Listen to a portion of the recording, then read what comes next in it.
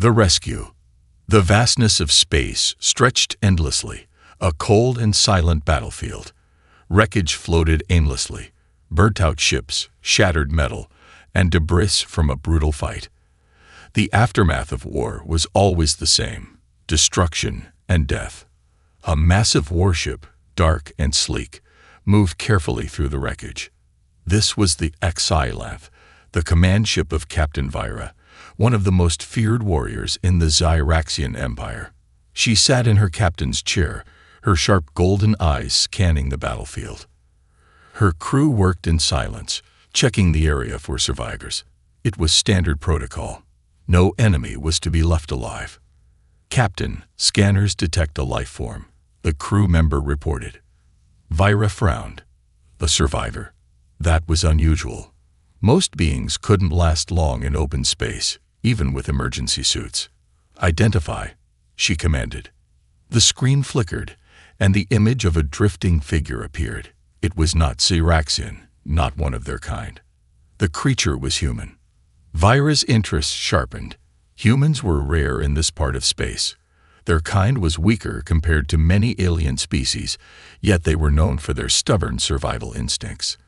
This one, however, was unconscious, floating helplessly in the void. Her second-in-command, Commander Zark, stepped forward. "A human, Captain. Should we eliminate it?" Vira did not answer immediately. She studied the figure. The male was wrapped in a damaged survival suit, its oxygen levels dangerously low. He had mere minutes before he suffocated. "Bring him aboard," she ordered. The crew hesitated. Zyraxians did not waste time saving weak creatures. But no one dared to question their captain. Within moments, the retrieval team activated the tractor beam, pulling the human onto the ship. The unknown captive. Ethan gasped awake, his lungs burning for air. He coughed violently, his body shaking as he tried to understand where he was. The last thing he remembered was his ship being attacked. Fire, alarms blaring, and then darkness. Now he was inside a strange metallic room, lying on a medical bed. The walls pulsed with dim blue lights, and the air smelled sterile and unfamiliar. Then he saw them. Aliens. Tall, powerful-looking creatures with dark armor and sharp, intelligent eyes. They surrounded him, watching like scientists observing a fragile specimen. One of them stepped forward. A female. Captain Vira. She was different from the others. Her posture radiated authority, her deep blue skin glowing under the artificial lights. Her golden eyes locked onto his, and Ethan felt like prey caught in a hunter's gaze. "You are awake," she said. Her voice was smooth but carried a dangerous edge. Ethan's throat was dry, his mind racing. He was alive, but at what cost? Who were these aliens? What did they want? "Where am I?" he croaked. Vira tilted her head. "You are aboard my ship. I saved you." Saved him. Ethan wasn't sure if that was good or bad. He had no idea what Zyraxians did with prisoners. "Why?" he asked cautiously. Vira's lips curled slightly, not quite a smile. "Because in my culture, to save a life is to claim it." Ethan's heart pounded. Claim it. The crew's disapproval. The moment Vira left the medical bay, she could feel the tension in the air. Her crew did not agree with her decision. Commander Zark stepped beside her, his expression hard. "Captain, this is a mistake." Vira raised an eyebrow. "Is it?" "He is human," Zark hissed, "a species known for their unpredictability. Weak in body, stubborn in mind. What use could he possibly have to us?" Vira considered his words. True, humans were not as strong as Zyraxians, nor did they possess advanced technology. But she had studied their history. Humans had survived countless wars, adapted to impossible conditions, and defied stronger enemies. This one, Ethan, had survived a battle that wiped out an entire fleet. That was not weakness. That was resilience. "He belongs to me now," Vira said simply. "That is our way." Zark's jaw clenched, but he said nothing more. Orders were orders. The human's realization. Ethan sat up slowly, his muscles sore but functional. His mind was still spinning from Vira's words. To save a life is to claim it. What did that mean? Did he owe her something? Was he her prisoner? The door slid open, and Vira entered once more. This time, she stood closer. Ethan tensed but held her gaze. "You are under my protection now," she said. "You will not be harmed." Ethan exhaled, feeling slightly relieved, until she spoke again. "But in return, you belong to me." His stomach twisted. "What does that mean?" Vira's golden eyes gleamed. "You will learn soon enough." Ethan swallowed hard. He wasn't sure what scared him more, being alone in the void of space, or being owned by an alien captain. The human problem. Ethan sat on the cold metal floor of his quarters, if they could even be called that. The room was small, sterile, and devoid of anything personal. The walls hummed with the faint energy of the ship's systems, and a single dim light flickered overhead. He had been given a thin sleeping pad, a metal table, and nothing else. It felt more like a prison cell than a guest room. His mind was still racing, trying to make sense of his situation. "You belong to me." Vira's words echoed in his head. What the hell did that even mean? Was he a slave? A servant? Some kind of war trophy? He had so many questions, but no answers. His only comfort was the fact that he was still alive. He had seen enough war to know that survivors were rarely treated well by enemy forces. If he had been captured by pirates, slavers, or worse, he would have been dead or wishing for death. But Vira, she hadn't hurt him. She had saved him. That was the most confusing part. Just then, the door hissed open, and Ethan immediately stood up, his instincts on high alert. A Zyraxian officer stepped inside, his deep green armor polished and gleaming. The alien was taller than Ethan, broad-shouldered, with sharp ridges along his arms that looked more like natural weapons than decorations. "Captain Vira has summoned you," the officer said coldly. His voice carried an air of disdain, as if speaking to Ethan was beneath him. Ethan didn't like the tone, but he wasn't in a position to argue. "Fine," he muttered and followed the officer out. The captain's orders. The hallways of the Xylanth were massive, designed for creatures much taller and stronger than humans. The walls pulsed with blue energy, shifting like a living organism. The air smelled slightly metallic, a mix of ozone and something unfamiliar. Ethan could feel the stares of the crew as he walked. Mistrust, disgust, curiosity. Clearly, humans weren't welcome here. When they reached the command bridge, Ethan stepped inside cautiously. The room was a massive chamber, surrounded by transparent walls showing the endless darkness of space. Dozens of Zyraxian officers stood at their stations, monitoring screens filled with alien symbols. At the center of it all, standing tall and powerful, was Captain Vira. She turned to face him, her golden eyes unreadable. "Ethan," she said smoothly, as if testing the sound of his name. "I have a task for you." Ethan crossed his arms. "A task?" Vira ignored his attitude. "You will assist our crew with ship maintenance. You have been trained in human engineering, correct?" Ethan hesitated. He wasn't exactly an engineer, but he had enough technical knowledge to understand ship systems. His old job back on Earth had required him to run repairs under pressure. Nothing fancy, but enough to get things working. "Yeah," he admitted. "I know a few things." Vira nodded. "Good. Then you will prove yourself useful." Ethan glanced around, noticing how several officers were watching him closely. Their expressions were far from welcoming. "And if I refuse?" he asked. Vira's expression remained calm, but there was a dangerous edge to her voice. "Then you will remain confined to your quarters like a caged animal." Ethan exhaled. He hated being forced into anything, but at least this was better than rotting in a cell. "Fine," he said. "I'll help." The crew's hatred. Ethan was assigned to work under Chief Engineer Tarek, a gruff Zyraxian officer who clearly hated his presence. Tarek made it very clear that humans were inferior creatures who had no place on a Zyraxian warship. Every command he gave Ethan was deliberately condescending, treating him as if he were too weak or too stupid to understand basic mechanics. At first, Ethan ignored it. He was used to working under bad bosses. But as the days passed, it became clear that the crew was actively trying to make him fail. They gave him the hardest tasks, sent him to work in the most dangerous parts of the ship, and never warned him about the risks. One time, they sent him to repair a power conduit without telling him that it was still active. The energy surge nearly fried him alive. Ethan gritted his teeth and endured it. He wasn't going to give them the satisfaction of seeing him break. He worked harder, faster, smarter, learning their systems and adapting as best he could.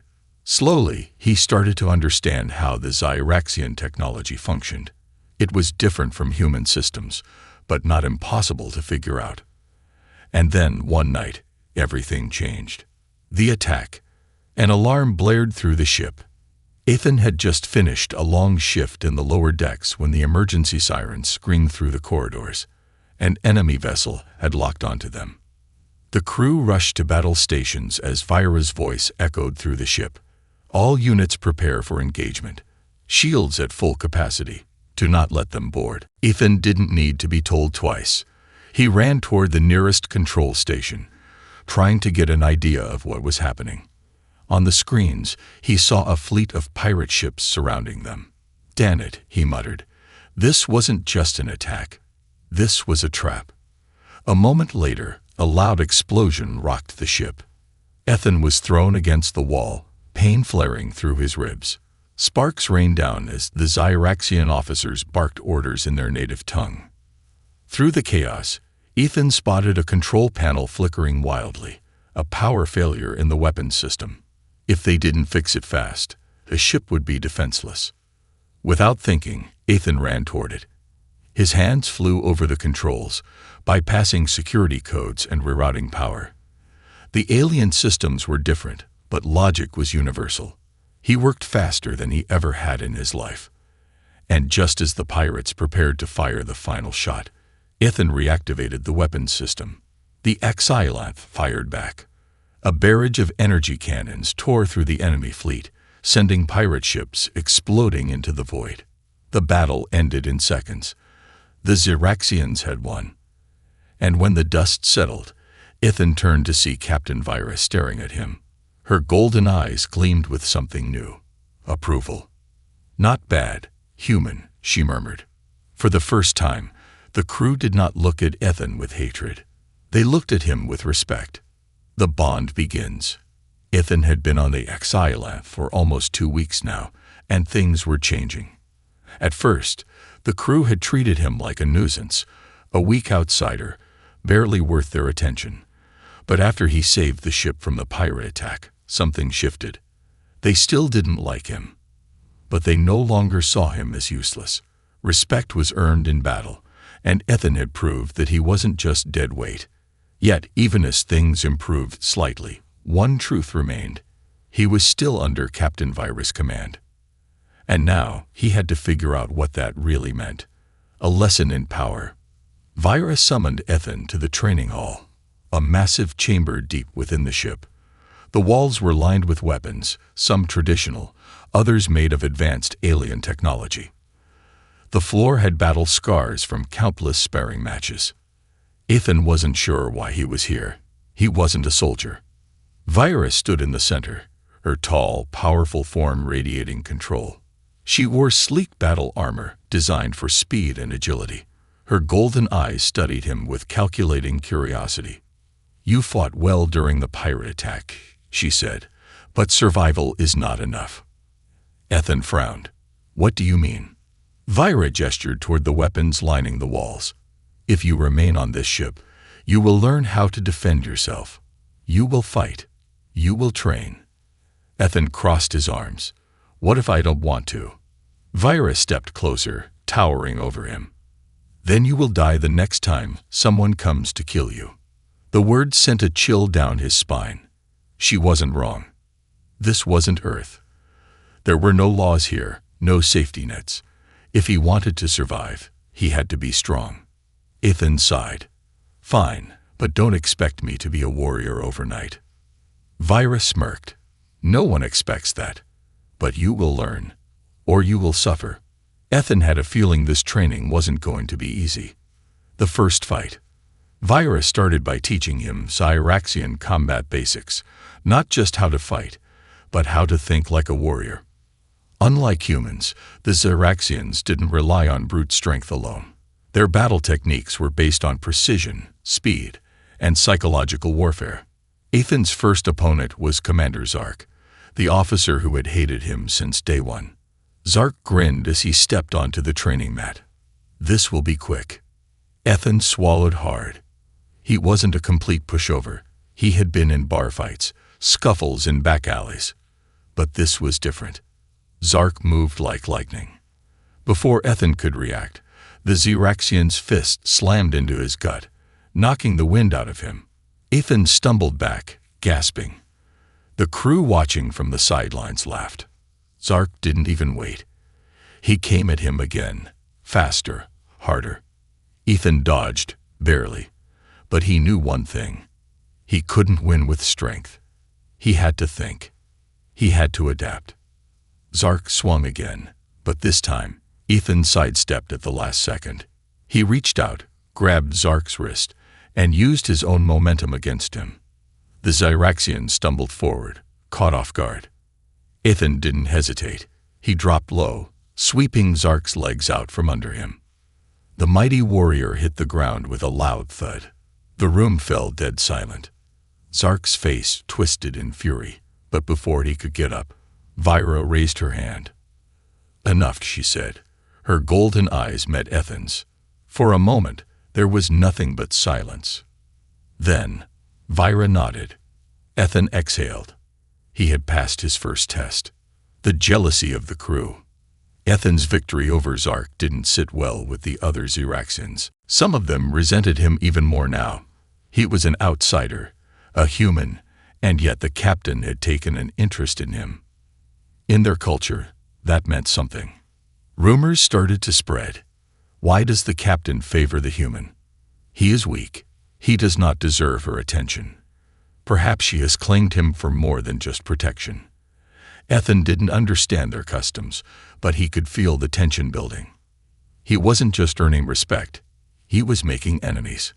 The captain's confession. Later that night, Vira called him to her private chambers. Ethan had never been inside before. The room was dimly lit, elegant in a way he didn't expect. The walls were lined with ancient Zyraxian artifacts, weapons, and scrolls filled with unknown writings. Vira stood by the window, gazing at the stars. Ethan hesitated. You wanted to see me. Vira turned, her expression unreadable. You have done well. Ethan smirked. Glad you noticed. Her lips twitched in amusement. But then she grew serious.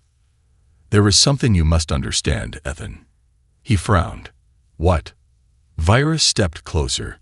In my culture, when a warrior claims a life, it is a sacred bond. You are under my protection, but that also means you are mine. Ethan felt his heart skip a beat. What does that even mean? Vira studied him carefully. It means I am responsible for you. It means I will fight for you. Her voice grew softer. And it means you will fight for me. Ethan wasn't sure what to say. Was this just a warrior's oath, or was there something more? Before he could ask, Vira turned back toward the window. Rest, human. We have much to discuss tomorrow. Ethan left the room with 1,000 questions. One thing was clear.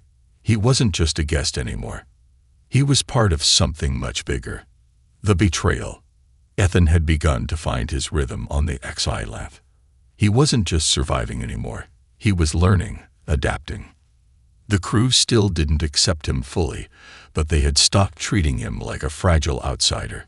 He could feel the shift. Some warriors respected him, others resented him, and a few were watching him too closely. But nothing had prepared him for the message that changed everything. The human colony's distress signal.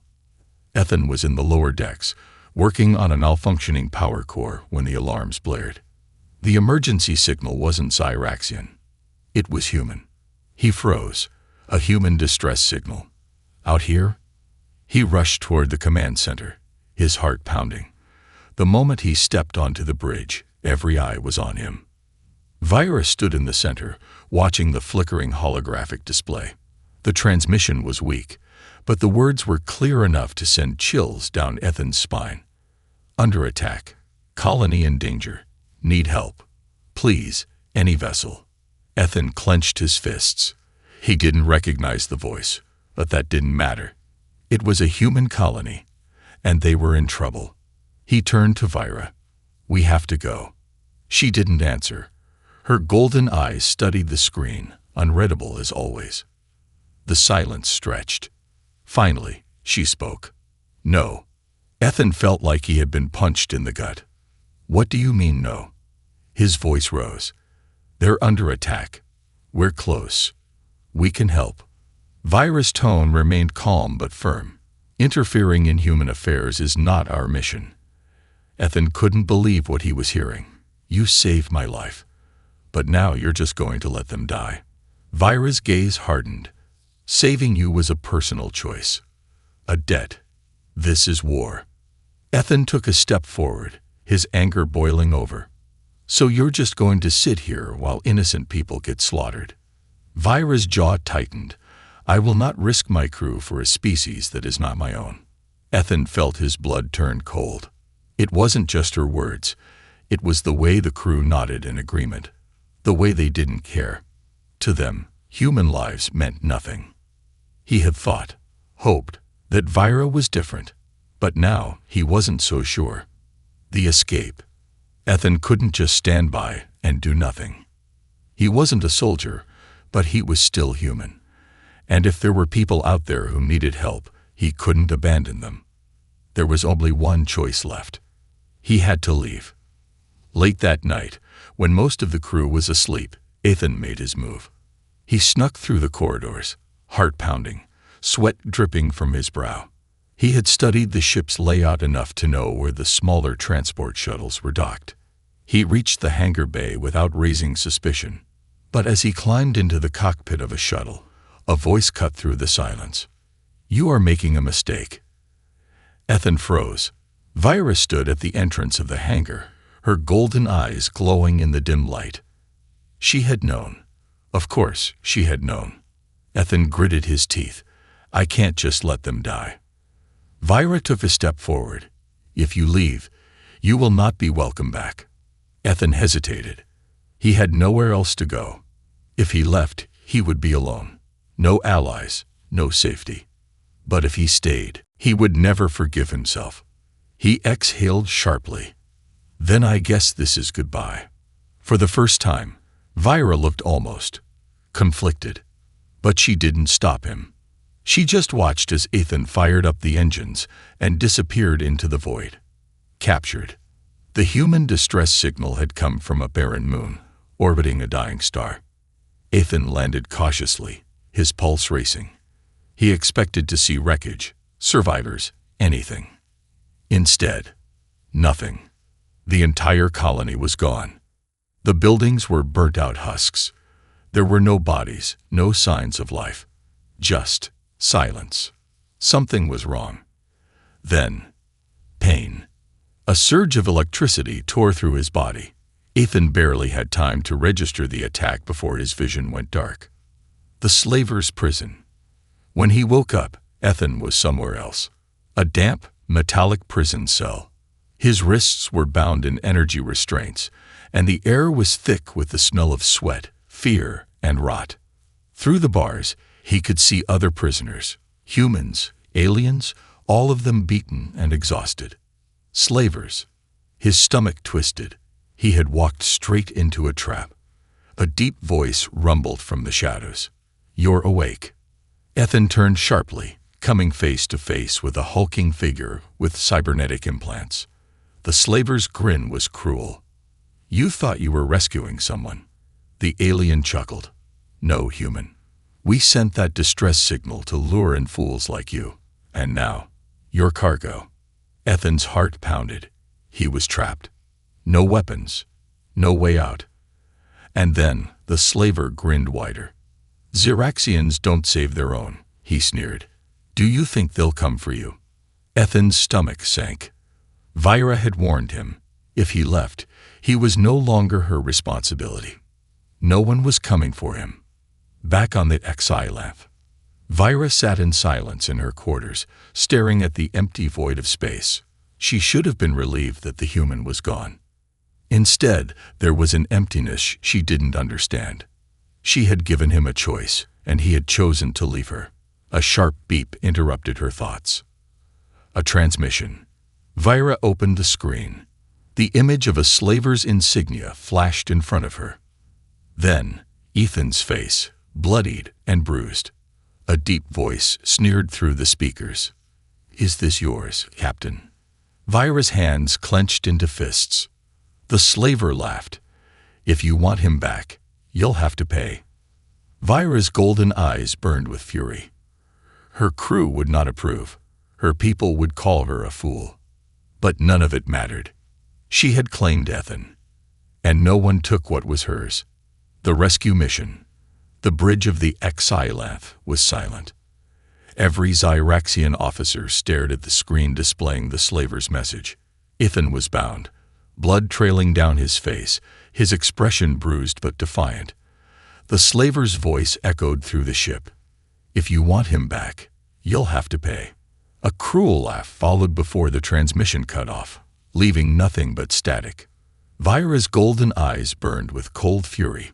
No one spoke. Finally, Commander Zark broke the silence. This is not our concern, he said, folding his arms. The human chose to leave. He is no longer under your protection, Captain. Vyra's jaw tightened. He was right. Ethan had made his decision. He had walked away. She had no obligation to risk her crew for him. And yet, Vyra turned toward the screen again, staring at the last image of Ethan's face. Angry, defiant, afraid. Something inside her snapped. She turned to her crew. Prepare for battle. A ripple of shock ran through the officers. Captain, Zark's voice was filled with disbelief. We are going after him, Vyra said, her tone leaving no room for argument. Zark clenched his fists. This is madness. You would risk everything for a human. Vyra's gaze hardened. He is mine. And that was all that mattered. The hunt begins. The Xylath moved through hyperspace, its engines roaring as Vyra pursued the slavers. The crew did not argue further. Her orders were law. But tension hung in the air. Vyra could feel it. The silent judgment, the questioning stares. To save a human was one thing, but to risk war for him, that was another. Zark approached her privately in the war room. You are putting the crew at risk, he said bluntly. Vyra didn't look away from the battle map. You doubt me. Zark exhaled. I doubt him. His voice was full of frustration. You think he would do the same for you? Would he risk his own kind for us? Vyra turned to face him fully. You don't understand humans, Zark. Zark's expression darkened. And you do.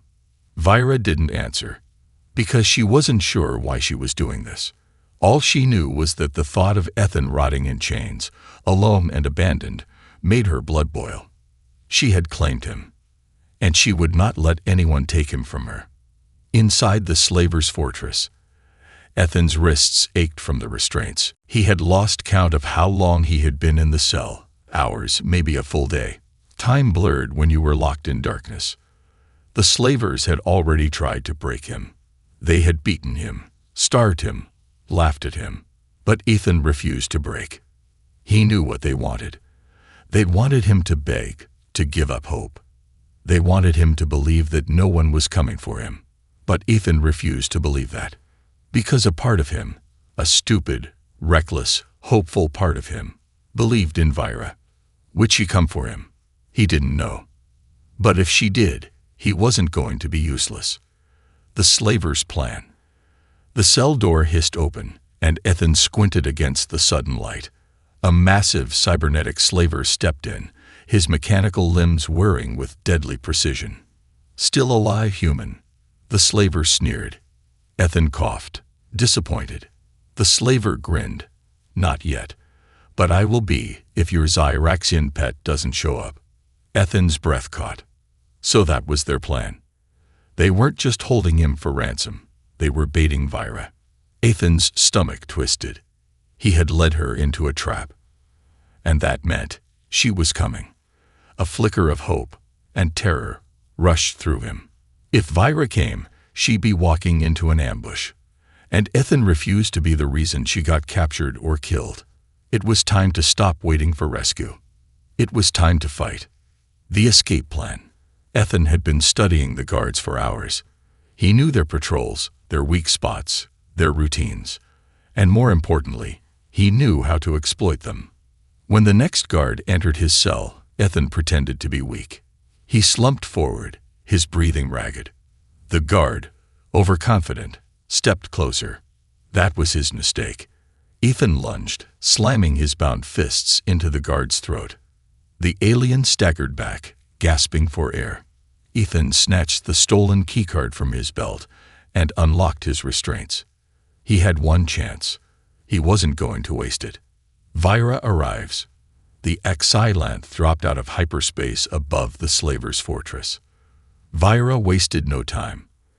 "All weapons online," she commanded. "Prepare boarding teams." Zark hesitated.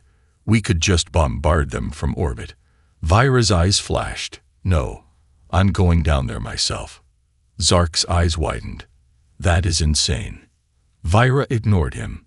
She was not sending soldiers to retrieve Ethan. She was going to get him herself. The final battle. Ethan ran through the corridors of the slaver's base, his stolen blaster clutched tightly in his hands. Alarms blared. The guards were hunting him. He turned a corner and froze. A squad of slavers stood between him and the exit. Ethan's stomach dropped. He was outnumbered. No way out. The slavers grinned, raising their weapons. Then, the ceiling exploded. A blur of blue and gold dropped into the room. Before Ethan could even process what was happening, the first slaver was dead. Vyra moved like lightning. She tore through the slavers with ruthless precision, her energy blade slicing through armor like paper. Within seconds, the entire squad was gone. Ethan stared, breathless. Vyra turned to him, her golden eyes blazing.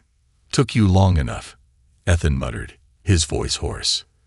Vyra's lips curled into a rare smirk. "Ungrateful human." She grabbed his arm. "Let's go." Ethan didn't argue. He didn't need to. Vyra had come for him, and together they fought their way back to freedom. Outcasts together. The Xylanth tore through hyperspace, leaving the slaver's base as a smoldering ruin. Ethan sat in the ship's medical bay, his body aching but alive. Vyra had saved him. She shouldn't have. The weight of what she had done, what she had risked, hung between them. And now, everything had changed. The crew's silence. The ship's corridors were eerily quiet. The crew of the Xylanth was disciplined. They obeyed their captain's orders without question. But this was different. They all knew what Vyra had done.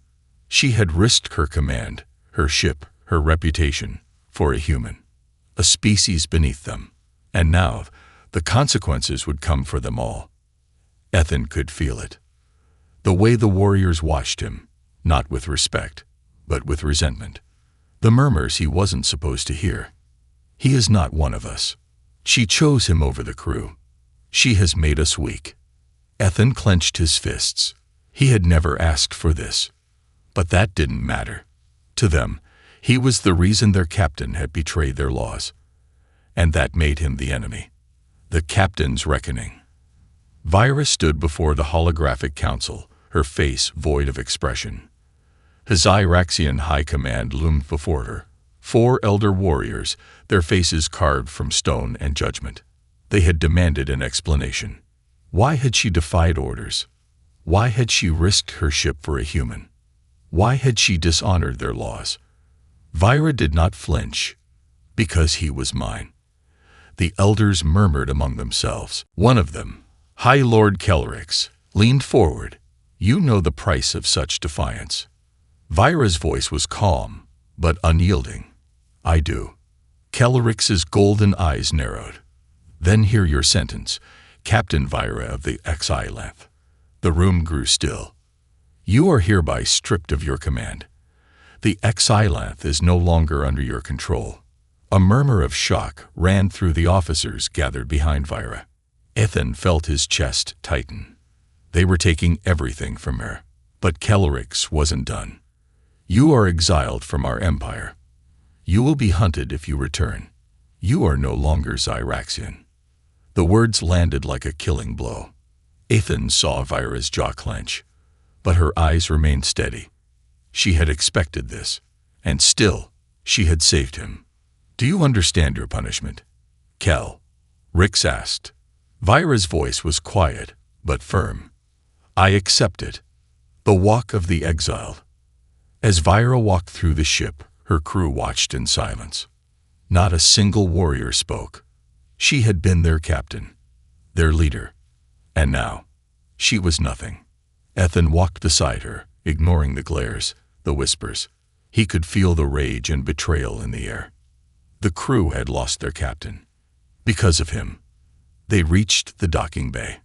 A single shuttle had been left for them, a ship barely big enough for two. Their only means of escape. Vyra didn't hesitate. She stepped inside, her posture unchanged. But as Ethan followed, one voice finally spoke.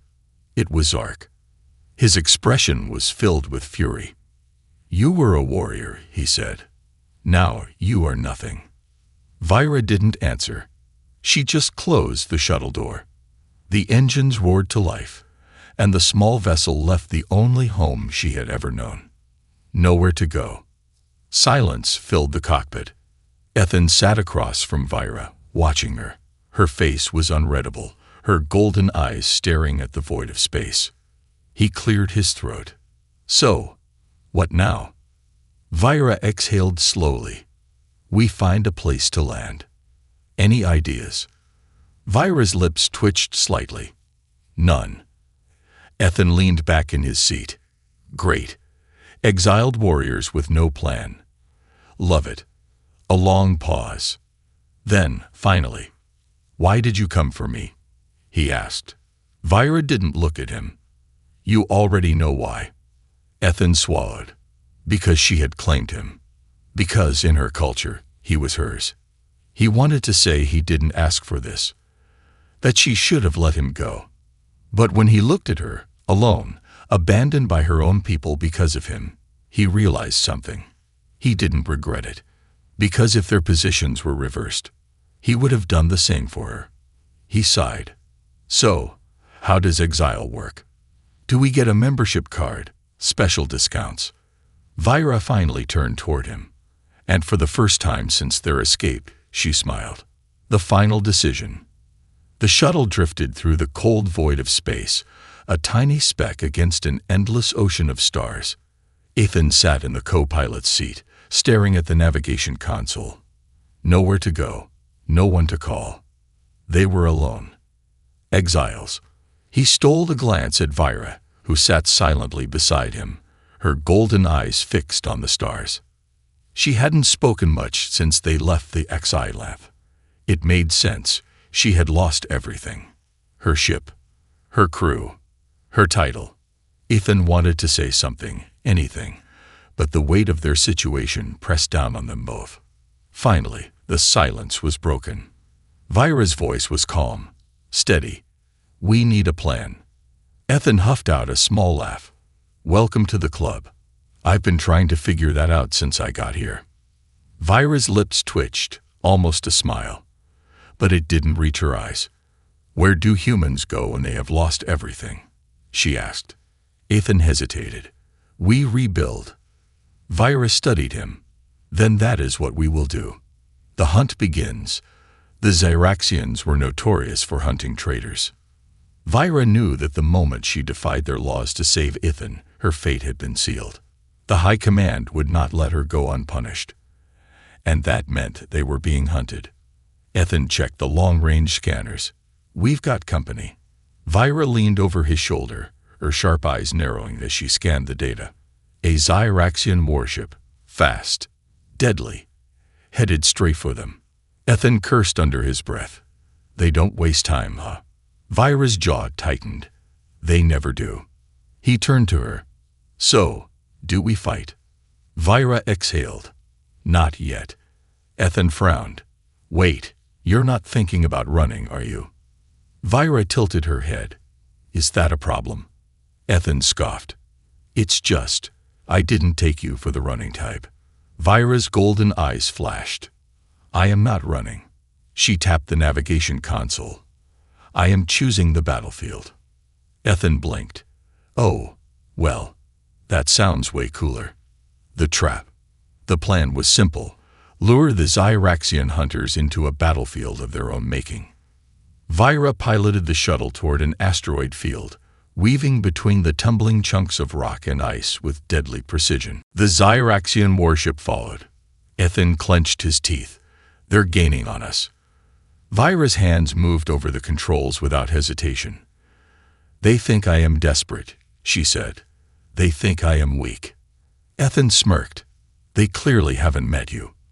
Vira ignored him, her focus sharp. "Arm the forward cannons." Ethan blinked. "Wait, we have forward cannons." Vira gave him a look. "Of course." Ethan grinned. "I'm starting to like this ship." The Zyraxian warship closed in. They had them. Or at least, they thought they did. Vira suddenly cut all power to the shuttle. For a moment, the small craft went dead, drifting lifelessly among the asteroids. The Zyraxians hesitated, confused. And in that single second of hesitation, Vira struck. She reactivated the engines at full power, spinning the shuttle around in a sharp maneuver that sent them directly behind the Zyraxian ship. Before they could react, Ethan fired both forward cannons. A direct hit. The Zyraxian ship veered wildly, its shields flickering. Vira didn't hesitate. Again. Ethan fired. Again. And again. The enemy ship exploded in a burst of flame and shattered metal. Silence. Ethan exhaled. "Holy shit." Vira sat back, unshaken. "Effective." Ethan looked at her in disbelief. We just. He gestured toward the debris outside. Vira arched a brow. "Would you have preferred to die?" Ethan chuckled, running a hand through his hair. "No, that was kind of awesome." Vira gave him a rare smirk. "I know. A new beginning." For the first time since their escape, Vira allowed herself to breathe. They had won. But it wasn't over.